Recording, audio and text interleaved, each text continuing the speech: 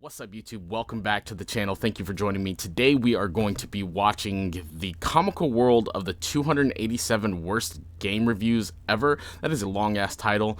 This is a long-ass video. Paul, you better be watching this. This was your request.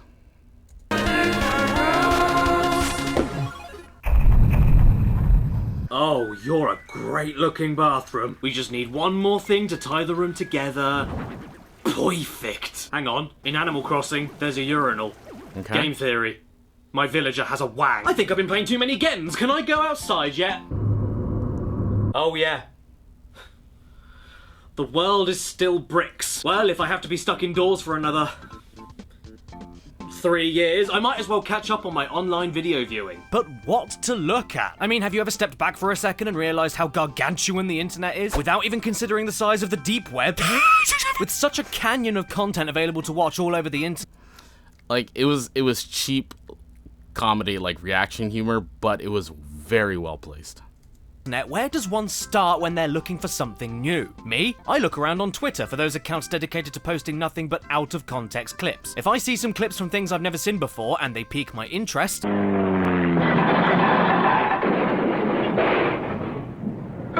then that's the next thing I want to watch. I mean, yeah, most of these accounts are for kids shows that I really couldn't care less about, or old TV shows which are really difficult to start binge watching because they're hard to find online, like Scooby-Doo out of context, Sonic Boom out of context, or Hannah Montana. But every so often you'll find a pot of gold. And no, I'm not talking about out-of-context Saudi football or out-of-context Mamma Mia. Oh, I'm talking about out-of-context accounts of YouTube shows. I'm getting you for this. Ah! I am always in the market for binging on a new YouTuber, especially with...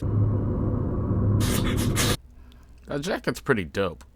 So far, I've enjoyed most of the comedy. I think Brits have a typically dry sense of humor, and I appreciate that dry sense of humor as well, because I share that humor. So a lot of this stuff is resonating with me, even though I may not be laughing. I am definitely nose-exhaling or laughing on the inside. That going on, and it's actually the out-of-context Chadtronic Twitter account that got me watching him in the first place. Sometimes all you need are a few brilliant out-of-context clips, and that says all you need to know about a new channel that you may or may not like. It cuts out all of the time and energy that you need to invest in searching through thousands of channels and thousands of videos that they'll have on their channels in order to find something that you want to see. Out-of-context clips, for me, are a brilliant advertising tool for new channels. This smoothly leads me onto one particular Twitter account that really stood out to me during one of those days that I was looking for the next piece of internet media that I wanted. Holy shit, the hyper-realism in that editing? Man, it's phenomenal. To binge, and all it took was one single image to get me hooked. After seeing this, I desperately had to find the show that this review score grid came from. Can you blame me? It spoke to me. It was hungry for my eyes. He looks like he's an addict staring at drugs, and it is phenomenal. I don't know what it is, but just this screen right here, phenomenal. Oh! And after a little bit of research, I managed to find the origin of this image. It was from a YouTube channel known as Navigator. And on that channel, they hosted a show known as Gaming in the Clinton Years. Yes. This is real. And that's not only the greatest name for a show I think I've ever seen, but on the Navigator channel, they decided to make it an acronym. So the start of every review video is titled GITSY, which sounds like a Russian fizzy drink. GITSY. It's good for your spleen. And you know... The. You're in for something special when the names of these reviews are gems like Mask, The Game, and my personal favourite, Ocarina of Time. I was incredibly Oh shit. lucky to even find this channel in the first place, because you see, even though I found these out-of-context YouTube channel clips of the show, this was never supposed to be a YouTube channel at all, and the show wasn't even originally called Gaming in the Clinton Years. It was originally an independent, low-budget public access TV show known as Flights of Fantasy, a video game discussion, interview, and review show created by this lovely crumpet known as George Wood in the Land of Mary. He also had a few other people. The fucking Land of Mary. Dude, that is... this guy, so far, right, like...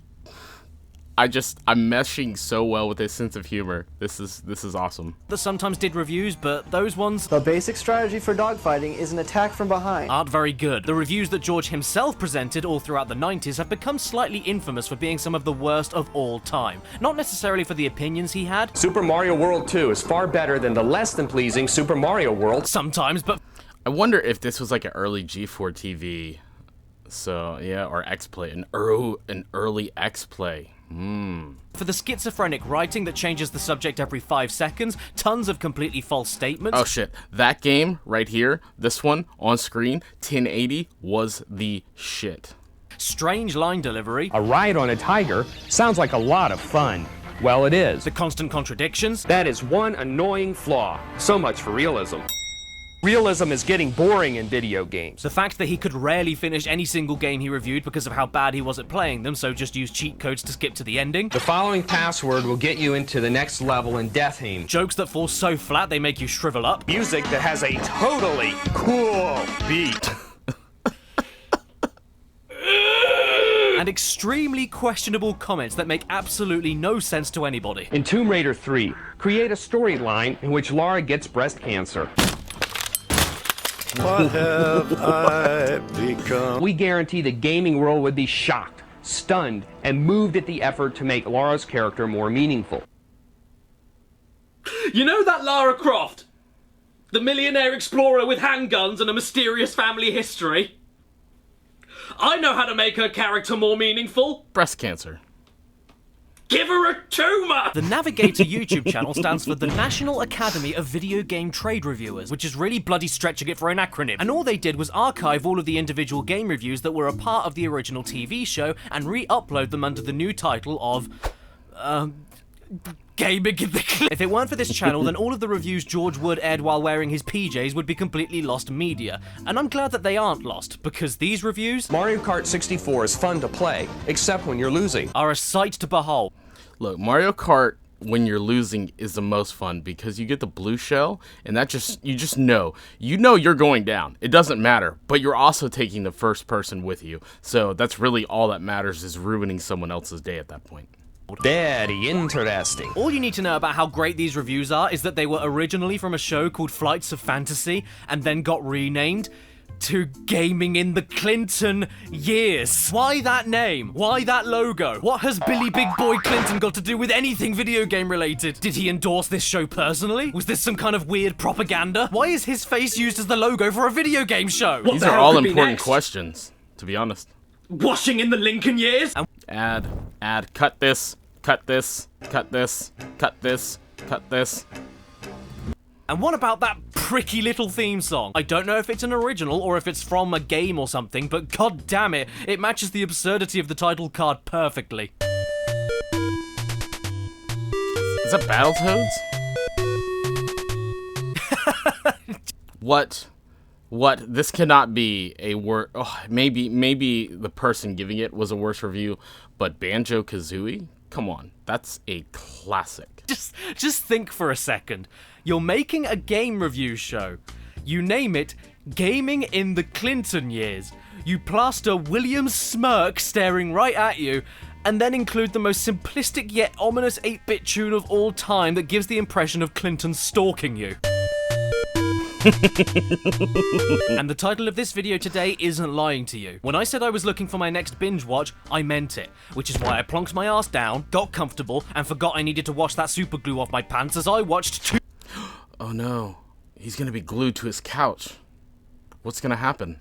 287 of these reviews. Yuck, yuck, yuck. 287 of possibly the worst game reviews of all time. And as far as I could tell, this is every review available from Clinton's lapdog that you can find on YouTube today. By the way, 3 of Clinton's these weren't lapdog. presented by George, but you still got to see the plaque on Billy's teeth. These allegations. And you'd think that's all I would have to say about the history of this show. But then you go to the Navigator YouTube channel and notice that there aren't 287 videos on there. There's Holy 1,322. shit. So how many Clintons are hiding in there? Well, if you know anything about me, I may not be stubborn, but I am extremely... Let's just say, wow, man, I was young. Was I even alive during the Clinton years? I had to be. I must have been a baby, like that age. The fact that digital media wasn't available like it is now, where we can just hook whatever up to the internet and record it and all that stuff, a lot of people had to take a lot of time and effort to record all this. So shout out to the people that probably didn't make a lot of money back when moms and dads thought video games were from Satan. So shout out to the people who actually took the time to archive part of classic gaming history. Stubborn. So I went into the upload history of this channel and scrolled through all of the 1,322 videos to figure out what the rest of the videos were. And what I discovered is just as interesting as the reviews themselves. Enter the Gecko is Gex's second Gex game. That will get you Gexited. Okay, maybe the reviews are better. Out of the 1,322 videos, we already know that 287 are reviews, so that's easy enough, and then I counted a total of 767 videos dedicated to random B-roll, hints and tips, and occasional interview clips that have nothing to do with the reviews. You know, random cutscenes, endings, walkthroughs, intro cinematics, behind the scenes, promotion reels, stuff like that. And considering that most of these videos are less than 20 seconds long, most of these are really not worth talking about. Illusion of Gaia. One of the best stories ever for a video game. Someone please turn this into a movie. Be forewarned, the pig sacrifice is a shocking, dramatic twist. The pig sacrifice in, was it 16-bit pixels? I mean, shocking.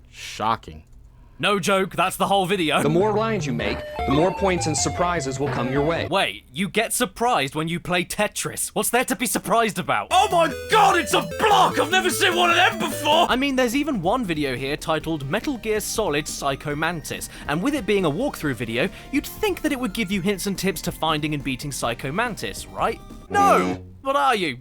The floppy old sack? In fact, what you actually get is 3 minutes of George telling you what happens in the story, and then you get 10 seconds at the end of the video explaining Psycho Mantis. Just put your controller in the second controller port on the PlayStation.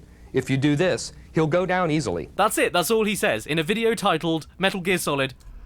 If anybody understands why that is the workaround to this boss, please let me know down in the comments, because I did not get to play Metal Gear Solid, so I don't know, but that's interesting. Why putting it in the second port makes a difference, let me know.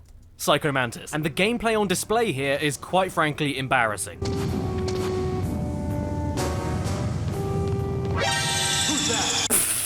He wasn't even trying. With the DualShock controller, you will actually feel his heart attack as the controller vibrates. Oh! Yeah, help me!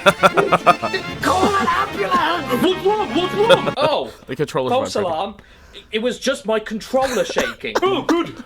I thought you were having a heart attack. So did I. It's exactly the same thing. Oh, look, it's a load of kids. Let's ask them some questions. Tell me, youth, what was your favourite part of Donkey Kong Country? Pretty cool and how they also made the Donkey Kong. Your mother should have swallowed you. It's a great game where they have all the great graphics. You know when people said that video games rot your brain? I think they were right. But you didn't see this coming, did you? I've actually been secretly timing you all for the last few minutes, which is more than enough time for you to realise that 1,322 videos, minus 767 unrelated videos, minus 287 reviews, leaves us with 268 videos unaccounted for. So what Billy Willie's... I totally had that math. He didn't fool me whatsoever. hiding in those ones. At this point, I had no clue how deep the rabbit hole was going down, but I was too far down to climb back out, so I kept on digging. And this is what I discovered. A lot of these remaining unaccounted videos are in fact duplicate uploads. No, not the same uploads added to the same playlist more than once accidentally. I mean that they're exactly the same videos uploaded twice to the same channel. Wow, 11,000 views and 4.3 thousand views for duplicate videos? Wait, no. One is 2 seconds longer than the other one, so there is a difference. So many more than I will ever get. Channel with unique URLs. Now, to be a little bit fair, a lot of these duplicate uploads are actually different video qualities, which is probably why they were re-uploaded in the first place. But usually the second uploads only manage to improve from 240p to 360p. That's so that's basically the same jump as filming with a potato to filming with a peeled potato. And as I was shifting through this muck, I decided to count exactly how many duplicates were uploaded to the Navigator channel and write them all down as I was going. As you can see, there was one for Mega Man Legends, one for Quest 64, one for Cool Borders 3, not too many all things considered.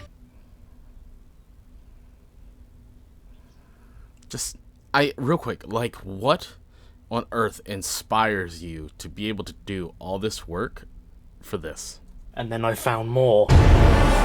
No, these are not the ransom demands of a kidnapper. This is how many exact copy duplicate videos I was able to count and write down as I was searching through the 1,322 uploads of the Navigator channel. Do you know how many there were in total? 268. So yeah, I led you a little astray just then. Those remaining 268 videos I mentioned earlier, 268 videos unaccounted for. They're all duplicate uploads. I feel like... But sometimes twice, like with Donkey Kong Country. You know, just in case you didn't agree with this review, you could always check out the same review again 2 more times. It gets even more confusing when you see some of the games have 4 of the same videos each, but 2 of each of those videos are the same reviews as the others, but longer. Mario 64's review is copied, but then so is Mario 64 Extended. Bubsy 1's review is copied, but then so is Bubsy 1's other review, which, no joke, is exactly the same video, but with 1 added sentence worth of video length. There's other videos talking about completely different things to do with the same game that have very similar names but with added brackets that have no duplicates. There's a Zero the Kamikaze Squirrel review that's really short, and a much longer one that isn't titled as Extended but has the publisher's name in brackets so that you know the difference. They did a countdown video of the best racing games of 1999, forgot to talk about the sports games, so just re-uploaded the racing list countdown with a sports countdown stapled on the end. There are multiple playlists on the channel that miss out loads of reviews of the official show the playlist is for and include videos that have nothing to do with anything. Some of the reviews are 14 minutes where others are as long as 30 seconds. There's a review here for... You know what?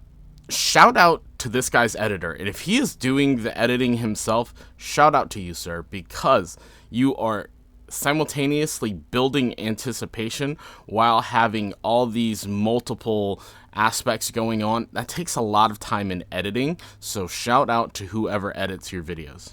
The Marvin missions, but then there's a duplicate upload named Daffy Duck the Marvin missions, and every single review, no matter if it's an original or a duplicate, begins with that same bloody Mix this all together and you're left with a channel that's about as clean as measles. So to be more accurate, in order for me to check which reviews on the channel were indeed duplicates, I ended up watching not just 287, but in total 555 videos. I know, I should have stopped at number 402, but I needed to be sure. Even better, if you check the first ever uploads made to the channel, you'll see that the Super Mario 64 review is actually number 386. So all of those 287 reviews I watched for this video, that isn't even all of them. No one knows what happened to them. George Wood is the Bigfoot of the video game industry. Let me make this perfectly clear though. Any jokes I make today at George's expense are not meant in malice whatsoever. I genuinely love this show precisely for how bad it is. This is not a hate campaign, and I don't want anybody to harass anyone over this video. Besides, not every single one of these reviews has something worth talking about in them anyway, either because of their length,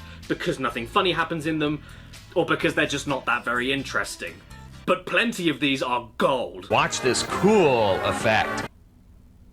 That cool effect. Shall we watch a few then? We were kind of hoping to see mannequin piss in the background. Okay, I'm already regretting it. Anyway, no amount of urine can make this game viable. So let's start off light. In this review of Chrono Trigger, George decides to not review the game at all, and instead just tell you how to finish like 5 of the quests, and then spends the next 6 minutes showing you random parts of the game. You can get some food and then listen to Marl call you a pig. The next event, however, is not funny. He even does the same with Final Fantasy VI's review, which barely reviews the game at all, and just walks you through the main plot points. Soldiers knock on the door, demanding to enter. Or with Spider-Man and Venom Maximum Carnage, where there's no review at all, but they still decided to name it after the reviews and not call it B-roll. I mean, these reviews may be useless, but at least it's better than... In this review of A Bug's Life, our good friend George complains a lot about the seed growing system being bad, while constantly failing this jump, resetting the seed that he needs to make the jump, and then not throwing the seed closer to the gap that he can't make it across. Hello? Hello? Ants can crawl anywhere. They don't need mushroom trampolines. Yes, you're right. And you know what? Bandicoots don't wear trousers. You know what I hate most about a video game? When the control is too responsive. The control is overreactive. Yeah, when I press a button, I want the game to do something 2 seconds later. Wow! Check out this here. If you click on the Bloody Roar 2 review, what do you think you Oh get? my god, I forgot all about game. Oh my god, I forgot all about Bloody Roar. Forgot all about it, Bloody Roar. That was such a good game. Holy shit. You get a review of Marvel Superheroes vs. Street Fighter, of course, and then 5 seconds, I repeat, 5 seconds of a Bloody Roar 2 review. Many of the same problems plague Bloody Roar 2, so we'll just move on to Mortal Kombat 4. I'm sad that I lack the imagination to make this up. It's better than this review of Devil Dice, though, because there isn't a review at all, just the intro how to play cinematic, with a scoreboard just splatted on the screen. Come on, you can't do that! What do you think of the game, George? Let me into that broad and manly head of yours! Or at least let me sit on it. Your hair looks like a sofa. Ooh, what's this? A Final Fight 3 review? Except no, because all he does is say, The game is not that hot, and neither is the ending. But we thought you might want to see it anyway. The game isn't good, and neither is the ending. Now here's the ending. Whee! Brave Fencer Musashi. Excuse me, George, what was that? Brave Fencer Musashi. I'm sorry, George, could you say that again? I missed it. What? I rest in peace, PlayStation controller. Brave Fencer Musashi. Oh, of course, that's my favorite game. I love Brave Fencer Musashi. in one of his more famous videos talking about Castlevania Symphony of the Night, there's more to pick apart here than pulled pork. With no in-game cinemas or anything. You know, except for the plentiful voice acting? What is a man? Character building RPG elements is unique and impressive, but almost unnoticeable in terms of the effect on gameplay. Okay, first of all, how could you possibly say it's impressive when you think it does nothing? And secondly, did we play the same game? We got far into the game, but still felt far from the end. Ah, well, Isn't- you didn't even finish isn't this it. a That classic explains game? a lot. We also have a minor complaint about one aspect of the game's control. If you're standing still and you swing your whip, you can't jump until the whip has come all the way back to you. Now that's ridiculous, folks. That's how Castlevania works, Georgie Porgy! In fact, if you think the RPG elements don't do anything, why don't you equip a faster weapon to fix this problem? That is one annoying flaw. So much for realism. Ah, yes! Realism! About vampires. Dracula's castle with fire-breathing three-headed dogs and old giant rotting men made out of flies. Shame on you, Castlevania. You aren't realistic enough. Alucard doesn't even work in an office! The camera will catch Princess Jean in the shower. As a result, the feisty gal will punch out the lens of the camera. Isn't that a hoot? Why do I get the impression that this was Isn't that based a on a hoot? true story in George's past? Oh, Lord.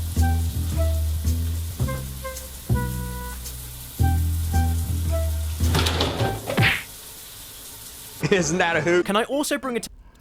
I want to say, I think the same problem that plagues George in this is the fact that he is a lot like all of us who are nerds. We're kind of socially awkward, or we lack understanding of social coolness.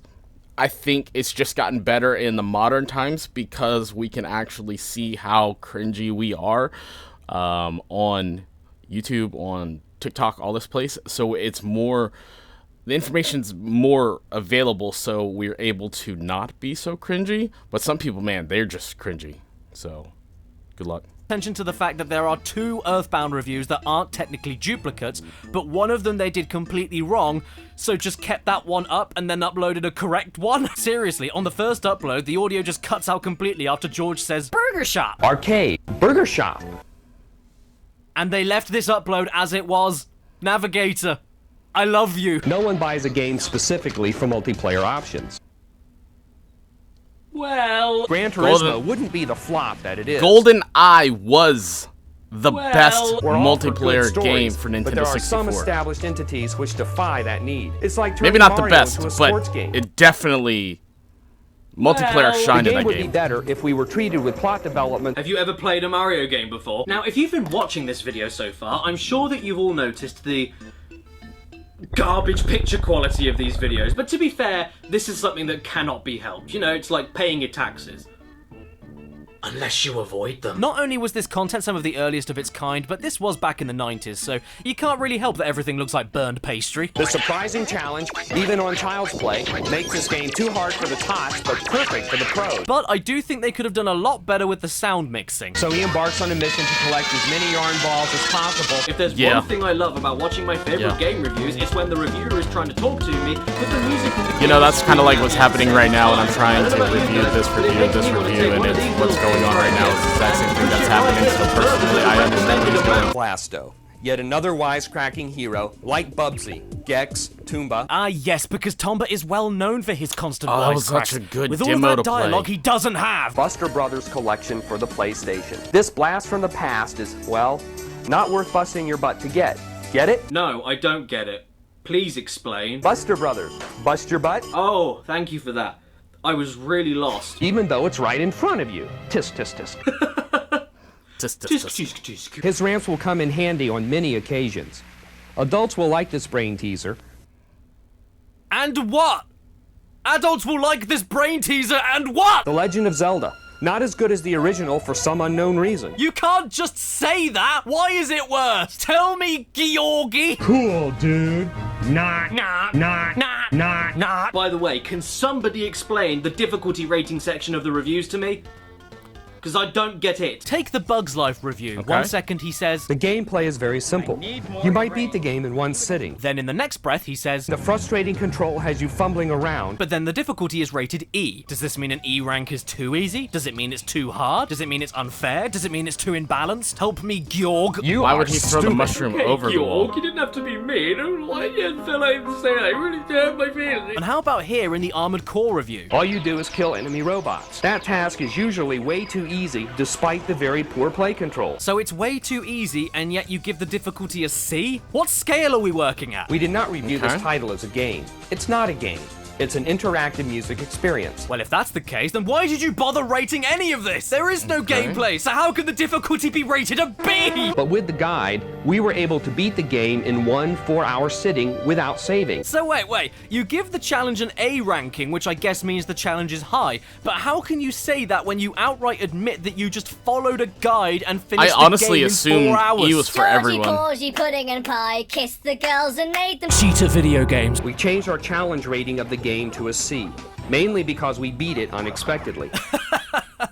That sentence right there sums up everything perfect about this show. They so rarely ever beat the games that they review that it surprises them when they do. We want to show you the entire game, but unfortunately, we just don't have the time. He couldn't even beat Search for Reptar. The game takes 45 minutes. Yeah, this is it, lads. I'm gone. I'm out of here. I don't want this anymore. It's sending me. I've been sent. We're not quite sure if we'll ever beat this one. I mean, look, if you're stuck on the easiest level of Disney's Tarzan, We could not pass the Stampede level without cheating and using the Game Shark. then you probably shouldn't be left to review Contra 3. That's all I'm saying. And you That's fair. should not have to jump That's onto fair. a vine to get it moving. Anyone who's ever climbed a rope knows you can wiggle your body and get it moving very quickly. What are you talking about? You can do that. Did you try pressing the move buttons while you were there? No? The move... The, Up and down, that's the only way it goes. Up First and of down. all, lower the difficulty level to 1 star and change the number of rounds to 1. Imagine if nowadays you had to read a review from a journalist that couldn't beat a tutorial level. Damn! This is exactly what watching gaming in the Clinton years is like. It's like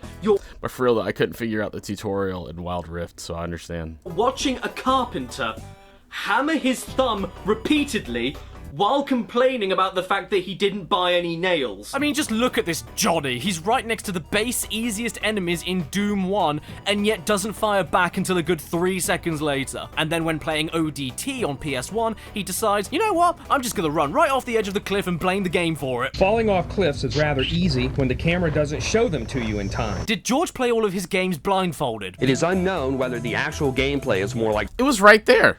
The cliff was right there. He just ran off of it. What I'm willing to say is this guy is probably... So think about it, like your parents, if you were to put your parents in like Call of Duty, are they going to be able to play the game like you could? Probably not, right? Because if they did play video games at all, they probably grew up on older consoles like Atari. And at this time, this guy's probably in his 40s. So that would put him relatively to the age of a boomer compared to, you know, the generation that is playing these games. So what I'm willing to go out on the limb and saying, yes, this is probably difficult for him because he did not grow up with 3D video games. He probably grew up on the 2D games on like Atari or anything like that. Whereas kids playing these games are going to have a much easier time. And us who have all these years of cumulative experience in playing these much more difficult games are going to go back and play these games with relative ease. Tomb Raider, or Doom. Okay, maybe he didn't. Maybe he's just blind. Ever since Tekken, swords and axes have become a staple in fighting games. Oh, yeah, because Tekken 1 is so well known for their characters with weapons. All two of them. Like I mentioned earlier, George is also quite infamous for going completely off the rails about anything. Just get over it. This is the age of South Park.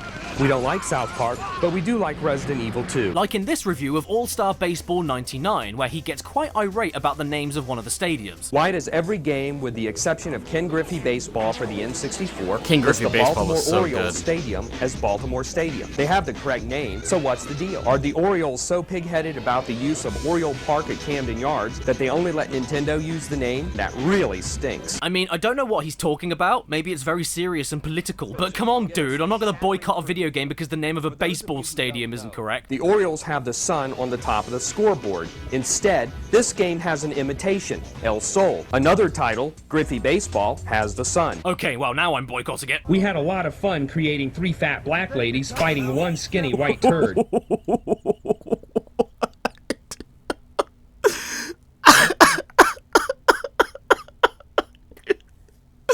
Oh god, I'm canceled. You can head towards the waterfall and listen as it gets louder and louder. Okay, well that's pretty technical, isn't it? I don't think I've ever seen a game do faded audio before. In Super Mario 64, you can do just about anything. It is, in fact, like jumping into the movie Toy Story. Okay. Oh god, I mentioned it, didn't I?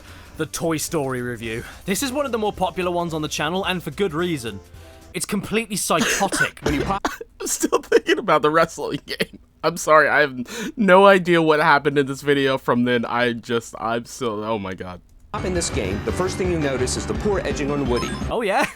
That's the first thing you notice? You will not get a 7-minute review for Toy Story as a game. Instead, you get an incoherent and disconnected rant all about Silicon Graphics computers, and it's just as Woody enthralling getting as it edged. sounds. The Toy Story movie was done with Silicon Graphics computers. We don't know, however, if the game actually used Silicon Graphics computers. Why didn't Disney Interactive use Silicon Graphics computers? Disney Interactive did not use SGI computers. Donkey Kong Country was created with Silicon Graphics computers. Then we once again roll around to the fact that the game is too hard and that you have to cheat, and apparently this cheating brings victory much too quickly to warrant spending your money. People don't spend $60 on a game they know they can beat. So if that's the case, then why do you complain when a game is too hard? By your logic, doesn't that mean the game was worth the money? George, you've got to cut out the aspirin. Your brain is getting confused, and you're starting to look like Chandler Bing. Speaking of action figures, take a look at this one. It's a takeoff of Blanca from Street Fighter 2. Also notice the similarities to other Street Fighter characters on the package design. Aha! We caught these guys ripping off Capcom. Anyway, let's get back to Toy Story. I think George was grown in a tube. The real star is the level design.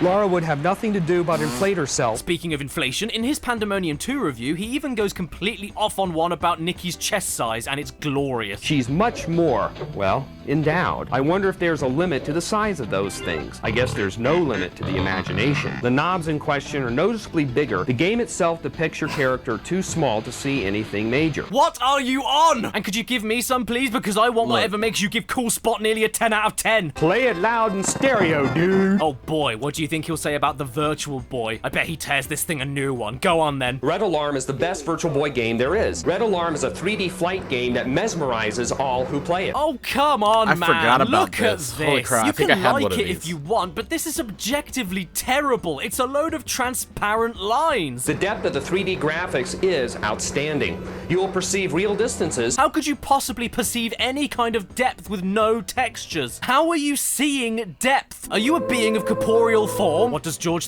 think of Formula 1 on PS1? Well, he thinks that it shouldn't have been a simulation game, and then asks this question that's on everybody's mind. Why not have a game where you have to find and drive to the hospital before your wife delivers her baby? Did you see that coming? Will you get sick of running into walls just because these kids can't walk right? Maybe, maybe not. You might get a kick out of it. Oh, so that's why he wants a Child game about abuse. driving his pregnant wife to the hospital, because as soon as the baby's born, he can beat it. Why people actually spend $80 to beat a bunch of sprites into the ground when they can do it for free on a real live human being? Okay, Red Alert, watch out everybody. George is inciting domestic violence. George has lost it. Everyone's not safe anymore. Sometimes he Holy doesn't even need to go off the rails during the review. He can start Look, he's lusting over video game characters, talking about beating children and beating adults. Like, this guy's a fucking psychopath.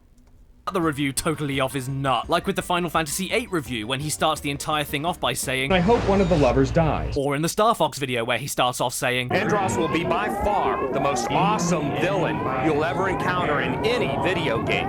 He will remind you of Stephen King's The Lawnmower Man. Or in the Ocarina of Time video that may be lumped in with the rest of the reviews and titled exactly the same way, but begins like this. Our review of Zelda won't air until mid-January. In many, many, many occasions, George even begins videos as reviews for about 20 seconds or so, and then just gives up and gives you a walkthrough, or a cheat code to skip to the ending. Tiny Toons, Pinocchio, Mega Man X, Jurassic Park, Mickey Mania, King of Monsters 2, Joe and Max, Secret of Mana, The Mask, Super Star Wars, Bugs Bunny, Rabbit Rampage, all of these and more are structured exactly like this. And out of the entire catalogue of videos on offer, I could only find one in this particular style I'm about to look at. A versus video. Now, if I told you I was going to pit Super Mario 64 against any other video game of that time period, what in the world do you think it would be? Zelda. Take a guess. Had to be Zelda. Did you say Resident Evil? No. Because that's what they did. It seems as though the battle between the Nintendo 64 and PlayStation will be directly related to players' choices between Super Mario 64 and Resident Evil. Spyro, I think, would be a better accurate representation of a platformer at the time. Spyro? Oh yes, because these games are just so similar that all of the people out there will only pick one or the other for their platforming fix. But which is better? Well, let's go through this point by point. Oh god, I can't wait to see what you pull out of your hole here. Mario has camera motion during gameplay, but Evil only has it during the hands-off cinema scenes. You can never move the camera in Resident Evil. That was scary. For its characters, like going around that first turn. What the hell are you talking about? Mario never shuts up in that game. Hello! Game over. Ravioli. Did you play Mario 64, or did you watch the beginning of One Flew Over the Cuckoo's Nest? Mario doesn't require you to solve impossible puzzles to win the game, but Evil has you solve tons of them. Actually, you won't solve tons of them. The game is virtually impossible without the hint book. Can you do basic math? Can you add 2 and 3 together? Because if you can do that, you've solved the puzzles in Resident Evil. So what's the bottom line? Oh, is that it? Is that all we're comparing? We're at the bottom line already? Okay, cool. See you next week, George! And by the way, apparently the platforming game Mario 64 is better than the survival horror game Resident Evil, in case you were wondering. But we are really... So what I'm actually thinking is this George fellow, maybe he worked somewhere at a news station or a TV station, and the TV station said, look, we need to reach out to these kids that are on these gosh darn video games. And what happened from there was George said, I've got experience playing video games, let me do it, because George likes money, and George is a liar. So George got the job because he knows somebody who knows somebody, or maybe that's what happened. He knows somebody who knows somebody, and they felt bad for him, so they gave him something to do, and he just couldn't beat video games. Sick of Nintendo 64 games having no dialogue. And real voices make Mario 64 more than worthy of your time. Nothing at all, it's disgraceful. And the contradictions, my Christ, the contradictions. Half the time, I don't even know if I should buy the game or not. At least it's harder than the piece of cake Mario 64. Banjo-Kazooie That little chore is extremely difficult. Stars are hidden everywhere. And I'm not just talking about contradictions between the writing and the gameplay, like in Newman Haas Racing, where George complains that the game is way too easy because all the tracks are way too straight. 90% of the tracks are straight, resulting in a very low challenge level. Only to then drive dead straight into a bend and give up on the game. I'm talking about the contradictions in his own sentences that he writes during the same reviews. Everything about this game is top-notch. The game is virtually impossible to beat, making it overwhelmingly frustrating for younger players. Okay, so is Einhander any good? This title could very well be the best shooter ever made. That sounds good if it's the best shooter ever made. Maybe I'll give it a try. While not as fun as Star Fox 64. Oh, never mind. The most exciting part of the Indiana Jones game is the cinema scenes. They're amazing. I'll be fair. Something can be the best thing ever made, like the best shooter ever made, but still not be fun. Just because it's quality doesn't mean it's fun. What? Still images? Boring interstate scenes. Oh, okay, don't worry. Apparently still images are now terrible. While the dual stick control is ideal for situations like the rowboat, it seems unnecessary for actions like swinging a net to capture wayward monkeys. Swimming controls are way too fancy and cumbersome for their own good. Oh, thank God you told me that. I was about to spend 50 quid on the game this weekend. The control isn't bad, perhaps not even awkward. But no matter how many contradictions you come across, nothing will prepare you for the Millennium Falcon. The Millennium Falcon. Millennium.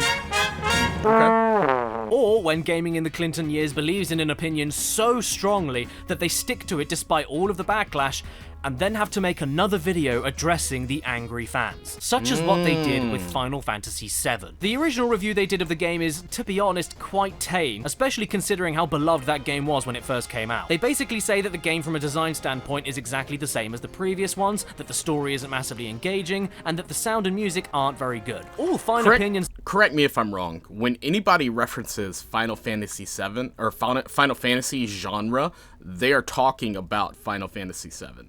That is the only one that ever comes up because it is the peak of the genre. But I could be wrong. To have, even if you disagree with them. But the funniest things about these two videos together is that the original review was presented by a totally different person. Square certainly had to make some sacrifices to make Final Fantasy VII a reality. And then George rides in on his shiny white steed ready to defend those opinions in the second video, which says to me that he wrote the original review, knew that it would get hate, and so hid behind another presenter for the video review, and then got in a big fight with that other presenter after he took the backlash, forcing George to come on with an apology video. To be fair to the guy though, he stands by all the original points they made and even expands on them a little more, so fair play to them for not backing down. And to see him say this with a totally straight face makes it worth watching all on its own. Final Fantasy VII is far from the near masterpiece that game critics and fans have been calling it. Yeah, suck it, nerds! Whoopie freaking la-di-da! One of my personal favorite comments he ever makes though is in the Star Fox review, where he says, "The play control is so good that you'll actually notice how good it is." The control is so good, you'll notice how good it actually is. You'll notice it. Password will allow you to start the game with everyone saved except Morticia. Okay, seriously, what is the point in giving anybody a review if all you're gonna do is ignore the entire game except the very ending? With the code STCJDH, Bubsy can skip into stage 16 and encounter the Queen Woolies. You can't call yourself a gardener if you jump over your neighbor's fence, steal their flowers, and then plant them in your own garden. Even though Bubsy is easy, the game is still excellent. Well, first of all, you like Bubsy.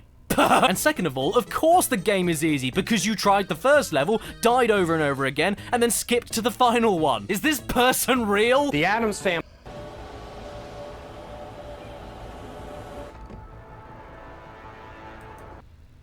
has got a cool ending. If you use the password, you'll get there in no time flat. Dude, you've essentially spent $60 to look at a load of rinky-dink 16-bit fireworks that look like spit. Why are you so proud of yourself? Maui Mallard is fun and easy, and with passwords for each of the 8 levels, the game goes quickly. Well, of course it goes by quickly, because you skipped all of it. A classic for the Super NES, but easy to beat with a code. Oh, is it really? Is it easy to beat the game? With a code? You don't say? We're not sure, but we suspect there are 14 worlds with 3 levels each. Well, there you go. You see, if you keep skipping the entire game, you're stuck with just guessing how many levels the game has. That's true. You can't That's true. do He that. did just that will guess send you what it straight was. to Dracula without playing any of the levels. Jesus Christ, I think I'm going mad. This same code will give you 5 lives. Oh, great. I've always wanted to know how to get 5 lives. Cute. But again, cheating spoils all the fun. So don't cheat then, you muppet. 2 secrets in the first level can destroy the otherwise outstanding difficulty level. You don't need to use the cheats. Is someone forcing you? Are you addicted? Do I need to call a helpline? The only way to win He had a is to Game cheat. Shark for sure.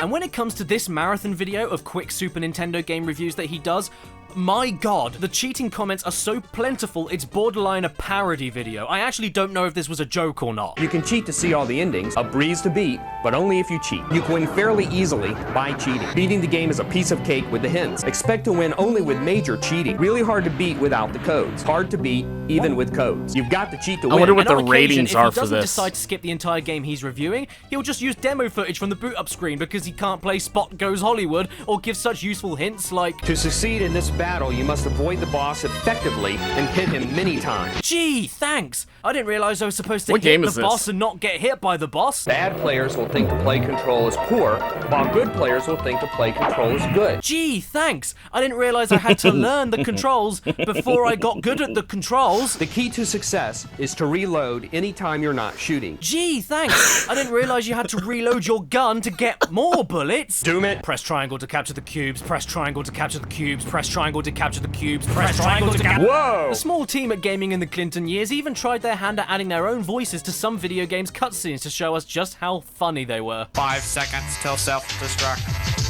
4, 3, 2, Guys, 1. I think we should take the time door. Yeah, that's a good idea. Let's go. Quick. Good idea. Let's go. Now.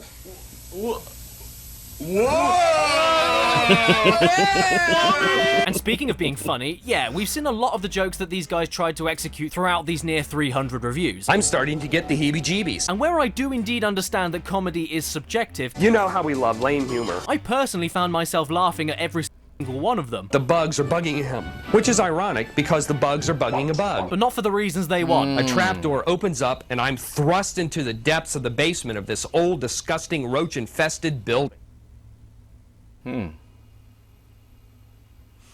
Just kidding. Whatever happens though, this is still public television Wave we're Rider, working man, that on, was so so we have good. to cut down on the profanities. That snow speeder kicks a major you-know-what. Okay, so before I go clinically insane, I think it's about time that we wrap up Gaming in the Clinton years.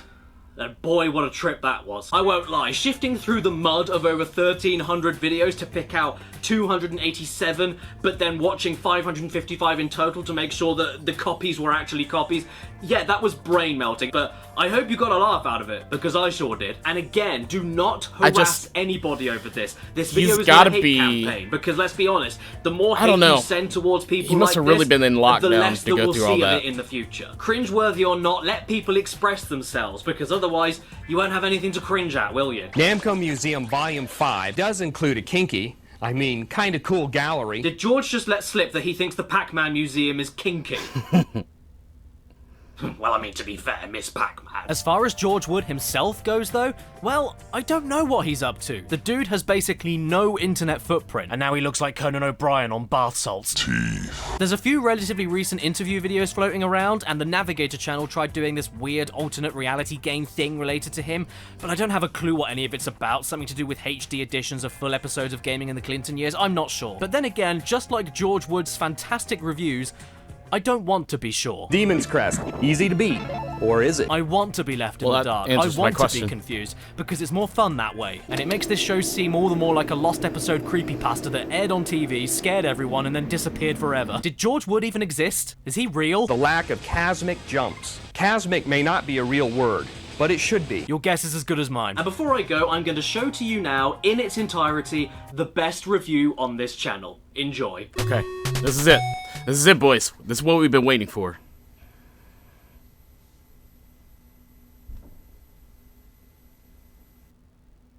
And remember, everybody, if you don't play this game, you're not a true gamer. Look. Subscribe and hit that bell. Follow me on Instagram and... I'm going to go and subscribe. I'm going to go and like this video. If you guys enjoyed this, already liked the video. If you guys enjoyed this content, do me a favor, hit the like and subscribe button as well. Other than that, see you later. Peace.